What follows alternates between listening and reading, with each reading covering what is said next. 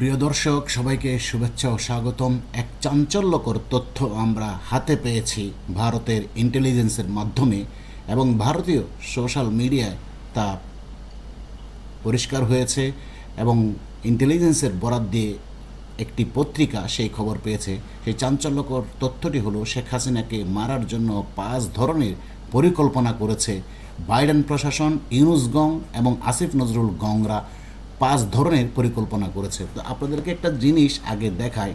শেখ হাসিনা যেদিন চলে যায় সেই মুহূর্ত পর্যন্ত কিন্তু তাকে স্নাইপার দিয়ে শ্যুট করার জন্য প্রচেষ্টা করেছিল খুনিরা। একটু আপনাকে প্লে করে দেখাই। এই যে দেখেন, এটা কিন্তু কোনো ক্যামেরা বা মোবাইলও না, দূর থেকে এই সিনটা কিন্তু স্নাইপার দিয়ে টার্গেট করার চেষ্টা করা হচ্ছিল। কিন্তু তার এসএসএফের ব্যাপক তৎপরতার কারণে স্নাইপার শ্যুটটা করতে পারেনি এবং লক্ষ্য শেখ হাসিনাকে টার্গেটও করতে পারেনি, যার কারণে ব্যর্থ হয়ে যায়। এটা একটা দৃশ্য আপনাদের দেখালাম। তো যে স্নাইপারের উপরে যে জিনিসটা থাকে সেটা একটু আপনারা দেখেন। এই যেটাকে বলা হয় ডট সাইট, এখানে আপনার স্পেসিফিক টার্গেট করার জন্য লেজার থেকে শুরু করে ক্যামেরা সবই থাকে এই ডট সাইটে। তো সেই ভারতীয় ইন্টেলিজেন্সের খবরে বলা হচ্ছে 5ভাবে মারার চেষ্টা করা হচ্ছিল। সেই খবরটা এখানে স্ক্রিনে দেখতে পাচ্ছেন। একটা হলো ভারতীয় ইন্টেলিজেন্সের রিপোর্ট এবং সাথে পাদটিকা ছিল, শেখ হাসিনা কেন দেশ ছেড়েছিলেন এই প্রশ্নের উত্তর ইন্টেলিজেন্সের কাছে আছে। তবে এই প্রশ্নের উত্তর জানলে অনেকে সহজে বিষয়টি হজম করতে পারবেন না। হ্যাঁ, সেটা স্বাভাবিক। যারা শেখ হাসিনাকে ভালোবাসে তারা কখনো হজম করতে পারবে না, এটাই স্বাভাবিক। কারণ হাসিনাকে মেরে ফেলার নানা উপায় দিয়ে আলোচনা চলছিল আগস্ট মাসের 1 তারিখ থেকেই। এবার চিন্তা করেন খুনিরা কতটা অগ্রগামী। তারা 1 তারিখ থেকে শেখ হাসিনাকে মেরে ফেলার জন্য প্রচেষ্টা চালাচ্ছিল। প্রথম দিকে আমেরিকা ও তার সহচরদের বক্তব্য ছিল হাসিনাকে ধরে বিচার করতে হবে, সাদ্দামের মতো ফাঁসি দিতে হবে। এটা এক প্রকার বাইডেন প্রশাসন, আমেরিকা আর তার সহচরদের প্রথমে বক্তব্য ছিল। পরবর্তীতে তারপর ইউনুসের কাছে যখন শেখ হাসিনাকে কি করা হবে জানতে চাওয়া হলে ইউনুস জানায় জনসম্মুখে তাকে গণপিটুনি দিয়ে তারপর গুলি করে মেরে ফেলা হবে। অন্যদিকে ছাত্রদের গ্রুপ বিএনপি, জামাত ও হেফাজতের বক্তব্য ছিল সবচেয়ে ঘিন্ন। তারা প্রস্তাবনা দেয় যে নির্যাতনের মাধ্যমে হাসিনা ও রেহানাকে মেরে ফেলা হবে, তারপর তাদের নগ্ন করে সেই ভিডিও অনলাইনে ছেড়ে দেওয়া হবে, যেমনটি গাদ্দাফির ক্ষেত্রে করা হয়েছিল। এটি হলো 2 নাম্বার পদ্ধতি যারা চাইছিল। ইউনুসের এক মত, বিএনপি জামাতের আরেক রকম মত, হেফাজতের আরেক রকম মত, তাদের মত সবচেয়ে ঘৃণ্য। অন্যদিকে জামাতি এবং সেনাবাহিনী চেয়েছিল গণভবনের মধ্যেই হাসিনা ও রেহানাকে মেরে লাশ পুঁতে ফেলতে চেয়েছিল। সেনাবাহিনী দেখেন, সেনাবাহিনী আমেরিকা দ্বারা পারচেসড হয়ে গেছে আগে থেকেই, অর্থাৎ অনেক আগে থেকে সেনাবাহিনী পারচেসড হয়ে গেছে, যার ফলে ষড়যন্ত্রকারীরা এটা সফলতার মুখ দেখেছেন। সেনাবাহিনী যদি পারচেজ না হতো, যতই আন্দোলন হোক, কোনোদিনও সম্ভব না শেখ হাসিনাকে বা একটা রেজিম চেঞ্জ করার মতো ক্ষমতা কারো নাই। তো সেনাবাহিনীকে কারা পারচেজ করেছে? আমেরিকা। তবে বিষয়টি ভারতের কাছে জানাজানি হওয়ার পর হাসিনা ও রেহানাকে দ্রুত সময়ের মধ্যে ভারতে নিয়ে যাওয়া হয়। অর্থাৎ ভারতীয় সেনাবাহিনী বাংলাদেশ সেনাবাহিনীকে এই মর্মে থ্রেট করে, শেখ হাসিনা রেহানার যদি কিছু হয় তাহলে ভারতীয় বাহিনী ডেপ্লয় করবে বাংলাদেশে। সেটা মোদি সরাসরি বলে দিয়েছিল, যার ফলে সেনাবাহিনী বাধ্য হয়ে শেখ হাসিনাকে ভারতে প্রেরণ করতে বাধ্য হয়েছিল। না হলে সেনাবাহিনী সেদিন শেখ হাসিনাকে ছেড়ে দেওয়ার প্রশ্নই আসে না। একমাত্র ভারতেই সেদিন রক্ষা করেছিল এবং সরাসরি হুমকি দিয়ে বলেছিল যদি শেখ হাসিনা রেহানার কিছু হয় তাহলে সরাসরি ভারতীয় সেনা ডেপ্লয়মেন্ট হবে ইমিডিয়েটলি।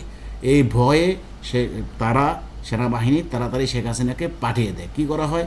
কলকাতায় প্রথমে এখান থেকে নিয়ে যাওয়া হয় এবং ভারতীয় ইন্টেলিজেন্সের কাছে অনেক রকমের খবর আছে, যার কারণে তারা কলকাতা যাওয়ার পর সেখানে হাই অ্যালার্ট জারি করে দ্রুত শেখ হাসিনাকে স্থানান্তরিত করে এবং বিমানকে চেঞ্জ করে পরবর্তীতে তাকে এবং কলকাতা থেকে হিন্দন এয়ারপোর্টে যাওয়ার যে পথ, সেই পথটা পর্যন্ত চেঞ্জ করে তারা ঝাড়খণ্ড দিয়ে বিমানটা নিয়ে যায় এবং সেখানে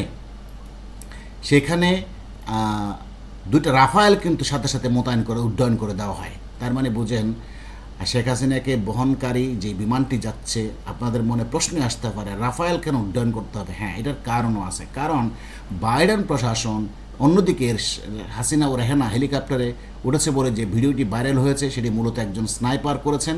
মূলত হাসিনাকে মারার জন্য সেই জায়গায় লুকিয়েছিল এই স্নাইপারটি, কিন্তু এসএসএফের ব্যাপক তৎপরতার কারণে হাসিনাকে গুলি করতে পারেনি।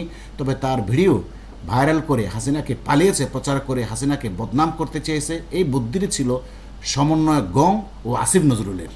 দেখছেন, চিন্তা করছেন আসিফ নজরুল কত বড় হারামজাদা। এদিকে শেখ হাসিনা, ওই যে যেটা বলছিলাম রাফায়েল কেন উড্ডয়ন করছিল, শেখ হাসিনা রেহানা চলে যাচ্ছে আমেরিকা এবং ইনুস এটা কোনোভাবেই সহ্য করতে পারছিল না। ফলে পাকিস্তানকে রিকোয়েস্ট করা হয়, আইএসকে রিকোয়েস্ট করা হয় যেন মিসাইল দিয়ে শেখ হাসিনার উড়োজাহাজটি উড়িয়ে দেওয়া হয়।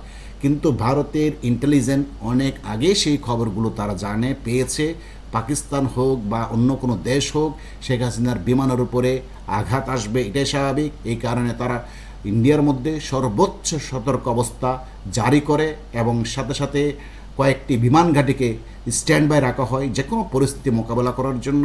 এবং শেখ হাসিনার বিমান বহরের সাথে 2টি রাফায়েলকেও সাথে সংযুক্ত করা হয় এবং যে পথ দিয়ে যাবে সেখানে যে কয়টা নেভাল বেস আছে আশেপাশে সবগুলোকে স্ট্যান্ড বাই প্রস্তুত রাখা হয় যে কোনো পরিস্থিতি মোকাবেলা করার জন্য। যার কারণে শেখ হাসিনা সেই দিন নিরাপদে বাংলাদেশ থেকে এবং ইন্ডিয়ার ভিতর দিয়ে হিন্দন এয়ারপোর্টে নিরাপদ স্থানে পৌঁছাতে পেরেছিল।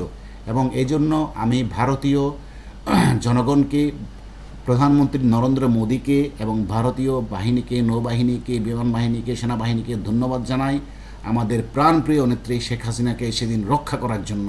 মূলত ভারত যদি সেনাবাহিনীকে এই থ্রেট না দিত যে শেখ হাসিনা, শেখ রেহানার যদি কিছু হয় বাংলাদেশের অস্তিত্ব মুহূর্তের মধ্যে মিশিয়ে দিবে, এই ভয়েই সেনাবাহিনী তাকে পাঠিয়ে দিয়েছে। না হলে প্রশ্ন আসতো না। যে সেনাবাহিনী পারচেজ হয়ে গেছে সেই সেনাবাহিনী শেখ হাসিনাকে কী করে ফেরত দেয়? এটা তো সাধারণ একটা প্রশ্ন। আজকে দেখেন তারা 1 তারিখ থেকে কিভাবে মারবে, অর্থাৎ তাকে ফেলে দিবে সেটা জানে, সেনাবাহিনী তো জানেই ফেলে দিবে, গোপনে গোপনে আঘাত করেছে, কীভাবে মারবে সেই সমস্ত পদ্ধতিও তারা বের করে রেখেছে। একমাত্র ভারতের কারণে পারে নাই। এই জন্য ভারতের কাছে আমরা সাধারণ জনগণ যারা শেখ হাসিনাকে ভালোবাসি তাদের কাছে আজীবন কৃতজ্ঞ থাকব, এই ভারতের জনগণের কাছে এবং প্রধানমন্ত্রী মোদির কাছে। তো প্রিয় দর্শক, দেখলেন কত লোমহর্ষক এই ষড়যন্ত্রকারীরা ছিল। এই বাইডেন প্রশাসনের মুখ আজকে সারা বিশ্বের কাছে উন্মুক্ত হয়ে গেছে তাদের নগ্ন হস্তক্ষেপ। তো ধন্যবাদ, সবাই ভালো থাকবেন। আমাদের চ্যানেলটি সাবস্ক্রাইব করে পাশে থাকবেন। আমাদের এই চেতনা চ্যানেলটি যদি হারিয়ে যায়, এই জন্য আরেকটি চ্যানেল বাতিঘর রেখেছি, সেটাও সাবস্ক্রাইব করার জন্য অনুরোধ রইল, যাতে আপনাদের সাথে সবসময় থাকতে পারি এবং আপনাদের সমর্থন করতে পারি, আপনাদের সমর্থন পেতে পারি, যাতে ইউনুস গংদের বিরুদ্ধে আমরা কথা বলার জায়গা তৈরি করতে পারি। তাই সবাইকে চ্যানেল দুটি সাবস্ক্রাইব করার জন্য আবারও অনুরোধ থাকলো।